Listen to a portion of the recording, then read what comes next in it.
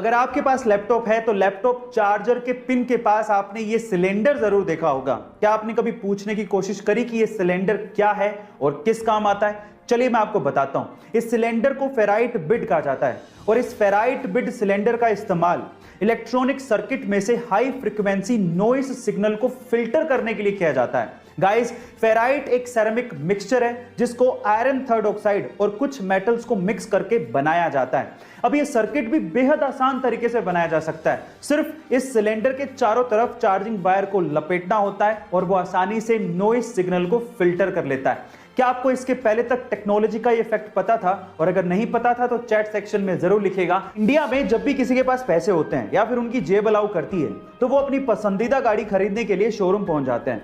वो ये भी नहीं सोचते कि इस गाड़ी को पार्क करने के लिए उनके पास पार्किंग प्लेस है या नहीं, ना ही शोरूम वाले पूछते हैं। लेकिन ये इंडिया में होता है, जापान में नहीं। गाइस, जापान में अगर आपको गाड़ी खरीदनी है तो आपको पहले स्थानीय पुलिस स्टेशन पहुंचकर पार्किंग के दस्तावेज जमा कराने पड़ेंगे। उसके बाद पुलिस वाले आपको पार्किंग स्पेस सर्टिफिकेट देंगे और उसके बाद ही आप गाड़ी खरीद पाओगे। गाइस, क्या आपको भी लगता है कि इंडिया में भी ऐसा कुछ होना चाहिए? चैट सेक्शन में जरूर लिखेगा। अगर किसी बोल या पत्थर को किसी ढलान पर रख दिया जाए तो वो तुरंत लुढ़क जाएगा, लेकिन चेन्नई के महाबलीपुरम में 45 डिग्री की ढलान पे एक 200 टन वजनी और 20 फीट ऊंची रॉक कितने ही 100 सालों से उसी ढलान पे बिना लुढ़के वहीं के वहीं टिकी हुई है। ना जाने कैसे और इसके पीछे का क्या रहस्य है, कोई नहीं जानता। 1908 में चेन्नई के गवर्नर ने उसी बड़ी रॉक को 7 हाथियों से खिंचवाने की कोशिश करी, लेकिन हाथी हार मान गए, पर वो रॉक अपनी जगह से टस से मस नहीं हुई।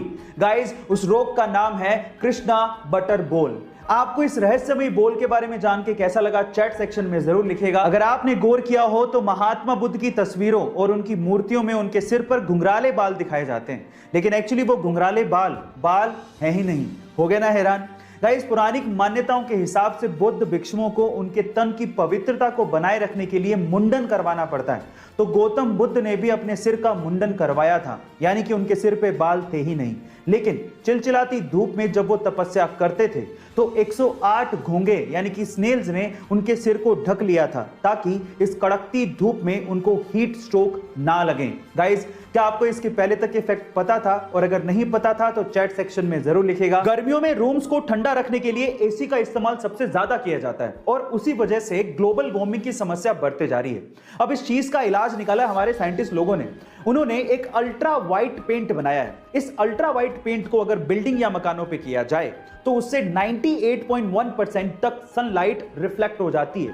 यह बेरियम सल्फेट से बनाया जाता है। अब इसकी खास बात यह है कि जिस रूम पे या बिल्डिंग पे इस अल्ट्रा वाइट पेंट को किया जाता है वो लगभग दिन में 4 डिग्री सेल्सियस तक और रात में 10.5 डिग्री सेल्सियस तक टेम्परेचर को कूल डाउन कर देता है। अब इस पेंट के इस्तेमाल से हम लोग ग्लोबल वार्मिंग की समस्या को दूर कर सकते हैं। ये आने वाले दिनों की टेक्नोलॉजी है। आपको इसके बारे में सुन के कैसा लगा? चैट सेक्शन में जरूर लिखेगा। और ऐसे अमेजिंग वीडियोस के लिए YouTube पे हमारे चैनल को सब्सक्राइब कर लीजिएगा। और अगर आप इंस्टाग्राम पे देख रहे हैं तो मुझे फॉलो करना मत भूलिएगा। मिलते हैं अगली वीडियो में।